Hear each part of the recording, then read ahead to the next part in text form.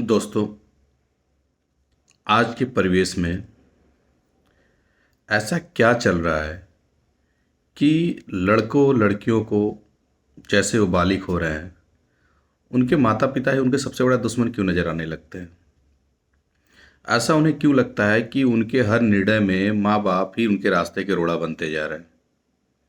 अभी जो न्यूज़ चल रही है श्रद्धा मर्डर केस, जिसमें उसके प्रेमी ने 3500 टुकड़े करके उसको फेंक दिया।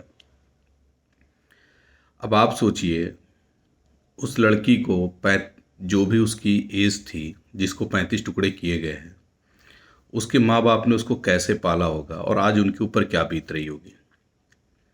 इस चीज़ को सिर्फ वही समझ सकते हैं जो माँ बाप होंगे। हमारे संस्कार में, हमारे व्यवहार में कहाँ ऐसी कमी आ रही है जिससे इस तरह की स्थितियां पैदा हो रही हैं कि ये हमारे घर के बच्चे एक बाहरी पर इतना विश्वास करने लग रहे हैं कि जो उन्हें पाल पोस कर बड़ा किया है वो उनको दुश्मन नजर आने लगता है।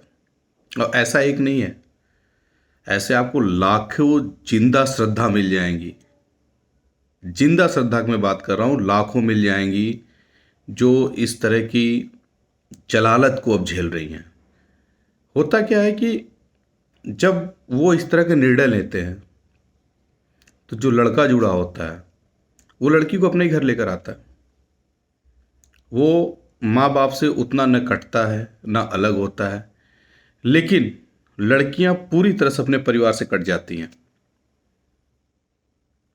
उनके पास आगे पीछे कोई नहीं रह जाता है। ये अलग बात है कि लास्ट में फिर उनको माँ बाप ही सहारा देते हैं, क्योंकि इस दुनिया में अगर हमारा कोई सबसे बड़ा वेल विशर है तो हमारे माँ बाप हैं। हमारे माँ बाप से अधिक हमारी खुशियों को चाहने वाला इस धरती पर कोई हो ही नहीं सकता। ये हमारी गलत फहमी है कि हमें जब लगता है कि हमारे माँ बाप हमारे खुशियों के बीच में आ रहे हैं, वो खुशियों के बीच में नहीं आते हैं। सिर्फ उनको हमारी तकलीफ़ें, हमारे अंधकारमय भविष्य को देख कर उनको दिक्कत होती है, हमारी खुशियों से दिक्कत नहीं होती है। आज के परिवेश में जब लड़कियां इस तरह कदम उठाती हैं, वो घर से कट जाती हैं, तो बाद में जब कोई विवाद होता है तो अपने आप को अकेला पाती हैं। रीज़न ये है ना कि जिस चीज़ को वो प्रेम समझती है कि प्रेम है और उससे वो लड़ती है, वो प्रेम होता ही नहीं है। क्योंकि प्रेम में ऐसा तो कभी किया ही नहीं जा सकता है। वो कुछ मिनट, कुछ घंटों, कुछ दिनों का एक बस जुनून होता है जिसका किसी भी सच्चाई से कोई लेना देना नहीं होता है। उसी जुनून में वो बह जाते हैं और उनको सारी दुनिया दुश्मन नजर आने लगते हैं। और इसके लिए अगर कोई जिम्मेदार है तो सबसे अधिक हमारी फिल्म इंडस्ट्री, जो बिना सर पैर के मूवी बनाते हैं और ऐसी स्टोरी डाल देते हैं कि जो समाज में सबसे अधिक दूषित प्रवृत्ति के लोग हैं उनको वो सबसे बड़े हीरो के रूप में दिखाते हैं कि उनसे सज्जन धरती पर कोई हो ही नहीं सकता है, उनसे अच्छा हो ही नहीं सकता। माँ बाप तो दुश्मन है, बेकार है माँ बाप। और उसी में बह जाते हैं और पूरे जीवन का सत्यानाश कर लेते हैं। और परिणाम स्वरूप किसी ना किसी के फ्रिज में ऐसे ही टुकड़ों में मिले रहते हैं, या कहीं नाले में मिलते हैं, कहीं झाड़ियों में फेंके हुए मिलती हैं। एक बार उनके माँ बाप के बारे में सोचिए।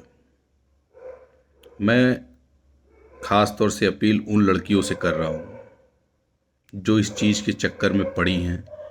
एक बार इस चीज़ को एहसास करके देखें कि अगर उनके साथ कभी खुदा न खास्ता ऐसा होता है तो उनके माँ बाप पे क्या गुजरेगी।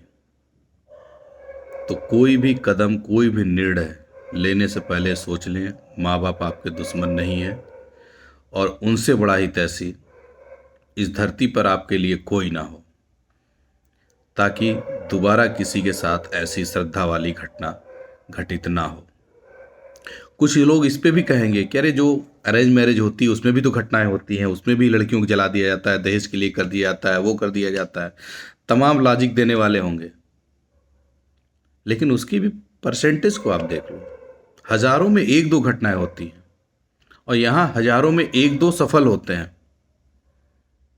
तो अपने दिमाग को लगाइए और खुद की जीवन, अपने परिवार की इज्जत सब अपने हाथ में रखते हुए, अपने बुद्धि विवेक का प्रयोग करते हुए ही कोई निर्णय लीजिए। सिर्फ बालिग बन जाने से आपको ये अधिकार नहीं मिल जाता कि आप अपने माँ बाप के अगेंस्ट जाइए। कानूनन अधिकार है, लेकिन 18 होते ही माँ बाप के अधिकार भी खत्म नहीं हो जाते हैं, उनके प्यार खत्म नहीं हो जाते हैं। इस चीज़ को हमेशा याद रखिए।